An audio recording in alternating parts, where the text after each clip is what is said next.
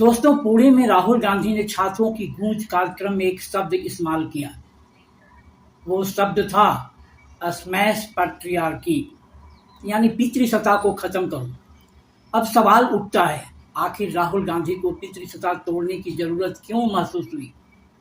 और इससे भी बड़ा सवाल, क्या इसका संबंध मनुस्मृति में स्त्री के बारे में लिखे विचारों से है?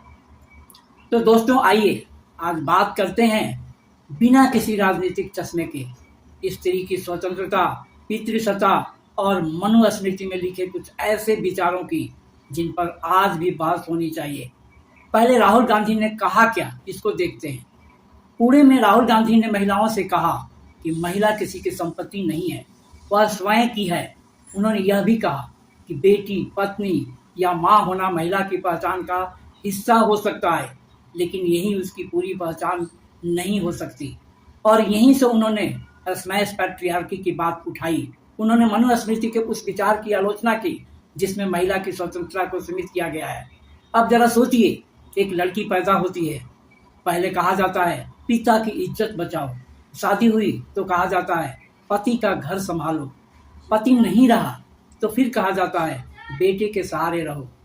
लेकिन सवाल है, उस महिला की अपनी पहचान कहाँ है? अब आते हैं मनुस्मृति पर। मनुस्मृति के अध्याय 9 श्लोक 3 में कहा गया है, पिता रक्षति कौमारे भर्ता रक्षति यौवने रक्षन्ति सविरे पुत्रा न स्त्री स्वतंत्र महिति। अर्थात बचपन में पिता उसकी रक्षा करे, यौवन में पति उसकी रक्षा करे और वृद्धा अवस्था में पुत्र उसकी रक्षा करे। स्त्री स्वतंत्रता के योग्य नहीं है। अब आप खुद सोचिए, अगर किसी व्यक्ति की पूरी जिंदगी यह तय कर दिया जाए कि बचपन में कौन नियंत्रित करेगा, जवानी में कौन नियंत्रित करेगा और बुढ़ापे में कौन नियंत्रित करेगा, तो फिर उस व्यक्ति की स्वतंत्रता आखिर है कहाँ? यही वह सोच है जिसे आज की भाषा में हम पितृसत्तात्मक मानसिकता कहते हैं। और इसी मानसिकता के खिलाफ राहुल गांधी ने स्मैश पैट्रियार्की कहा। अब जरा इस श्लोक को देखिए। मनुस्मृति के अध्याय 2 में कहा गया है, स्वभाव एस नारीणाम नारायणाम ही दुष्णाम अतोचान प्रमादंती प्रमदासु विपस्थित। इसके बाद अगले श्लोक में कहा गया है कि स्त्री पुरुष को बुरे मार्ग पर ले जाने में समर्थ है, चाहे वह पुरुष विद्वान हो या अविद्वान। अब सवाल यह है, अगर पुरुष किसी महिला के आकर्षण में पड़ता है तो दोष सिर्फ महिला का क्यों? पुरुष की अपनी इच्छाएं नहीं है, उसका अपना विवेक नहीं है, उसका अपना आत्मसंयम नहीं है। अगर पुरुष अपने काम और क्रोध पर नियंत्रण नहीं रख पाता तो उसकी जिम्मेदारी भी तो होनी चाहिए। लेकिन अगर किसी व्यवस्था में समस्या का कारण ही महिला को बना दिया जाए तो फिर पुरुष की जिम्मेदारी अपने आप कम हो जाती है। और यहीं से शुरू होती है पितृसत्ता की मानसिकता। मनुस्मृति के अध्याय 9 में स्त्रियों के स्वभाव को लेकर भी ऐसे श्लोक मिलते हैं जिनमें काम, क्रोध, कुटिलता और दुराचार जैसी प्रवृत्तियों को स्त्रियों से जोड़ा गया है। अब मैं पूछना चाहता हूँ, क्या किसी पूरे लिंग के चरित्र का फैसला इस तरह किया जा सकता है? क्या हर पुरुष अच्छा होता है? सवाल का उत्तर होगा नहीं। क्या हर पुरुष बुरा होता है? नहीं। तो फिर हर महिला को भी एक ही नज़र से क्यों देखा जाए? महिला भी इंसान है, उसमें अच्छाई भी हो सकती है, बुराई भी। वह विद्वान भी हो सकती है, मूर्ख भी। वह ईमानदार भी हो सकती है, बेईमान भी। ठीक उसी तरह जैसे पुरुष, फिर जन्म से ही महिला को संदेह की निगाह से देखने की मानसिकता क्यों? लेकिन यहाँ एक और बात कहना जरूरी है। मनुस्मृति में स्त्रियों के सम्मान की बात करने वाले श्लोक भी हैं।